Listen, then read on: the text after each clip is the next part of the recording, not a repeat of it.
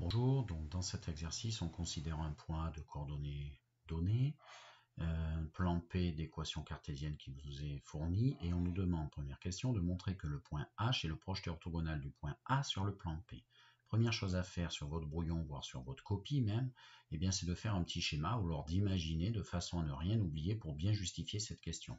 Donc première chose, un schéma. Donc moi je vous l'affiche, le petit schéma, et du coup, on veut que le point H ici soit le projeté orthogonal de A sur le plan P. Alors déjà, un plan, vous faites une espèce de parallélogramme, d'accord, et vous faites un vecteur normal, d'accord, parce que c'est ce qui gère l'orientation de votre plan dans l'espace. Et quand on a une équation cartésienne, je vous rappelle, devant x, y et z, les coefficients sont les coordonnées d'un tel vecteur normal.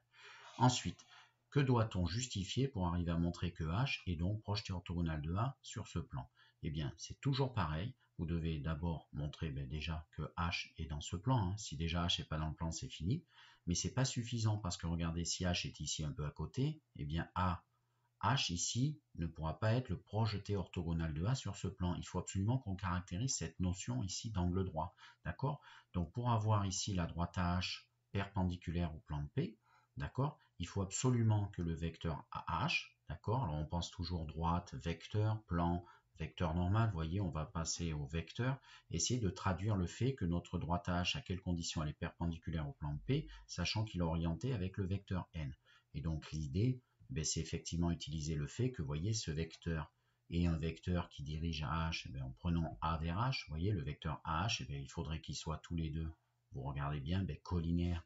D'accord? Et donc voilà la traduction de ce que l'on doit justifier. Donc je vous affiche les idées que je viens de vous mentionner.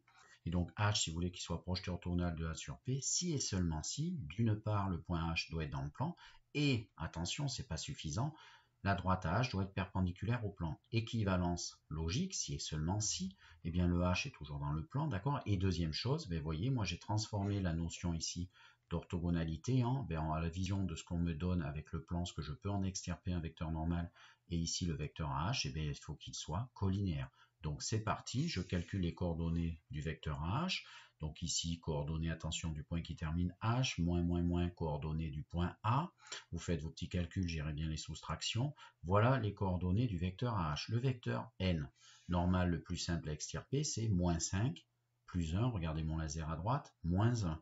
Et donc, je regarde ces coordonnées, ça doit être des vecteurs collinaires, donc un multiple pour passer de l'un à l'autre, effectivement, il est évident, c'est fois moins 1. C'est la notion de vecteur opposé. Ça pourrait être plus compliqué, ce qu'il faut, c'est qu'il y ait un multiple entre toutes ces coordonnées 2 à 2, les x, les y et les z.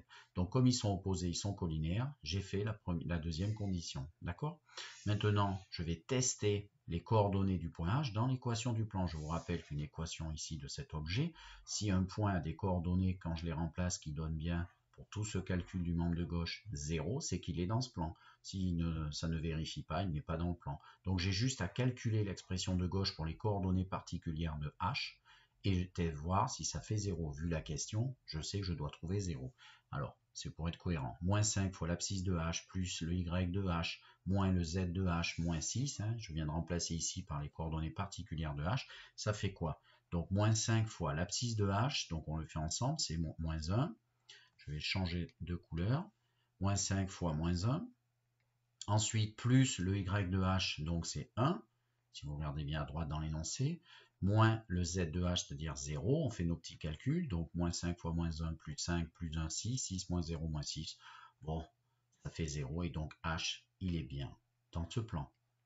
Conclusion, les deux conditions sont remplies. Et si mon point H est dans le plan et qu'on a également la collinarité des deux vecteurs que j'ai mentionnés, c'est qu'on peut affirmer haut et fort que H est le projeté orthogonal de A sur le plan. Ensuite, on me demande, question 2, déterminer la distance du point A au plan. Alors la distance d'un point de l'espace à un plan, eh bien justement, c'est toujours la distance du point A à son projeté orthogonal sur le plan. Et du coup, en fait, la distance, c'est la distance AH. Vous voyez, c'est la distance donc la plus petite. Donc je vous affiche également la petite formule pour vous rappeler comment calculer la distance entre deux points dans un repère orthonormal. Et du coup, pour les lettres A et B, on s'adaptera nous avec H, et bien différence des abscisses au carré, plus différence des ordonnées au carré, plus différence des côtes au carré des deux points sous une grande racine pour la longueur AB. Et donc moi, vous avez vu là-bas, j'ai mis au carré, que ça m'évite de traîner la racine carrée partout. Petite remarque également, d'ailleurs j'ai fait une bêtise, j'ai mis rappel avec un S, il n'y en a qu'un, c'est que XB moins XA, c'est l'abscisse du vecteur AB. Donc en fait, si vous avez déjà calculé les coordonnées du vecteur AB, ici, comme elles sont déjà présentes dans la formule, autant prendre directement ces calculs déjà effectués et mettre leur somme au carré sous la racine, d'accord?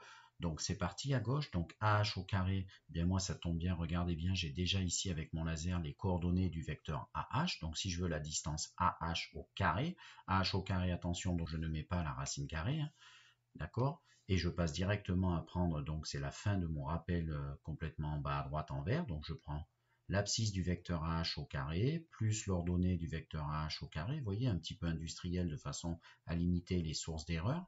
Donc les coordonnées de AH sont 5, moins 1 et 1. Attention, il n'y a pas de racine parce que je ferai le carré de AH, donc on fait vite de tête, ça fait 25 plus 1, ça fait donc 27. Attention, ceci est le carré de AH, donc la longueur AH, c'est la racine carrée. Bon, ici, il n'y a pas trop de longueur, même avec une seule racine, mais ce serait donc la racine carrée de 27 qui vaut 9 fois 3, attention au cours des racines, et donc racine de 9 fois racine de 3, c'est-à-dire 3 racines de 3. Voilà, 3 racines de 3, unité de longueur du repère. D'accord? Voilà ce qui clôture cet exercice.